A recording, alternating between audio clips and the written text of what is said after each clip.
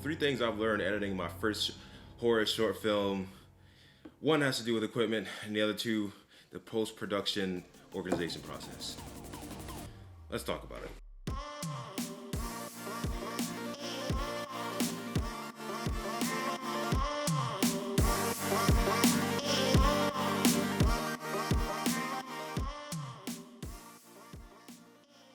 Number one thing.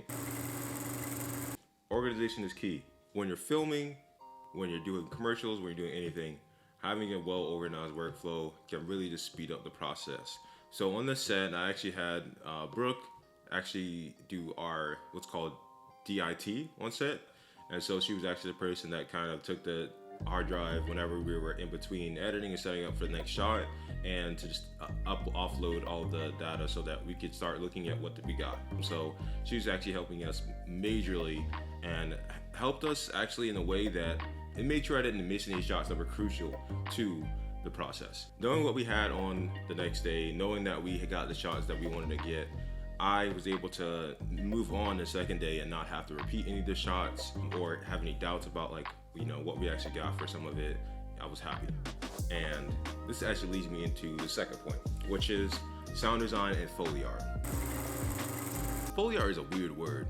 I don't know. I'm gonna look up where it comes from and get back to you guys very quick. I'm not gonna do that. I don't know why I said that. Oh my God. So my friend Elijah and I actually got together, and while we were editing the final cut of it, we were adding some sounds that luckily the house that we shot on is my house, because if we didn't have that, we would have to find another location that was similar, or just try to do sound design and make the sounds up in post, which again, me not being I have no idea about sound. Like me and audio, we're barely acquaintances at this point.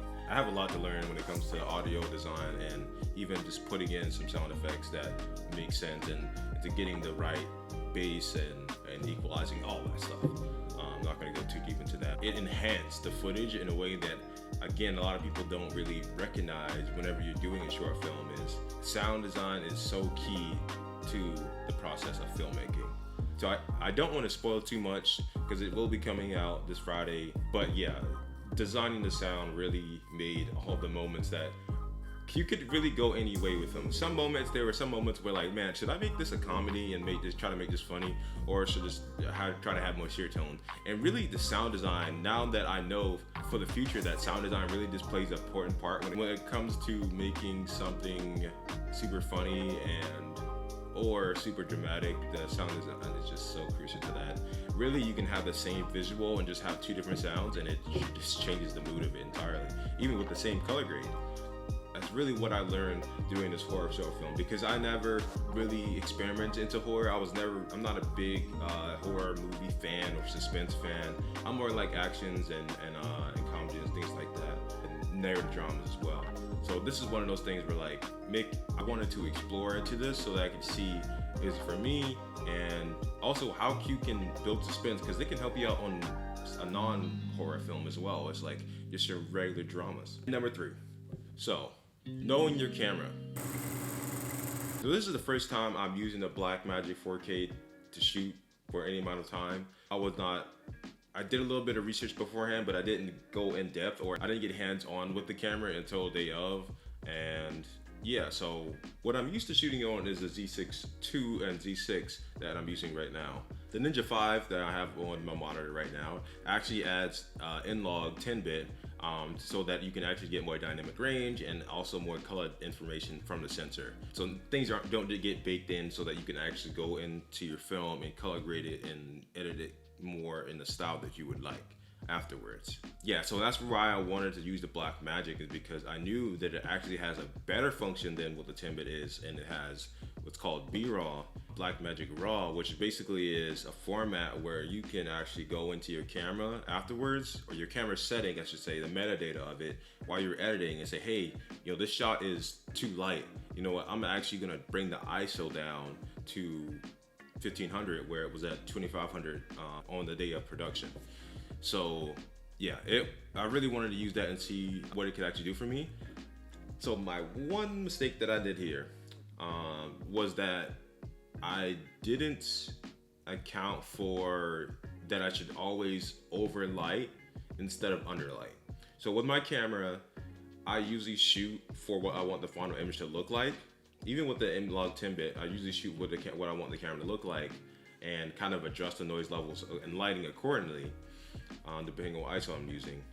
But I've kind of let that ISO get a little bit too loosey-goosey, and I went way too high than I really needed to go on it. Not knowing how high or what the tolerance for ISO was in the camera. Me thinking the video camera, it should have better ISO performance than what I have.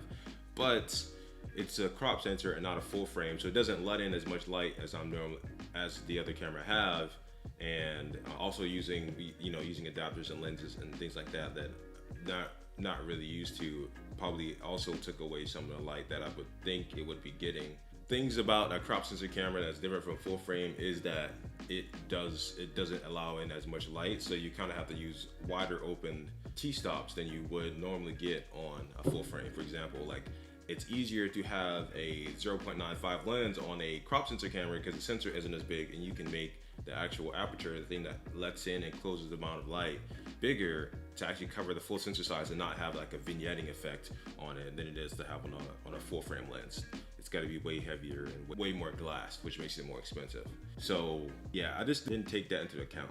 Now I know in the future. Also got some advice later on from my friend who is a cinematographer that regularly uses Blackmagic cameras, and he's told me that on the 4K he normally doesn't even go above 1250 1250 ISO because of the way that the noise looks, and you get the cleanest image at that. Even though the camera has a base ISO of 400 and 3200, I believe, he says he still tries to stay around that 1250 range just because of the way that it looks when it gets to higher ISOs. And those are the three things: being organized on set and in post-production, knowing how sound design is going to actually affect the end result, and knowing the camera and knowing like what your raw footage can and can't do. Super important. All right, guys, I'll catch you in the next one.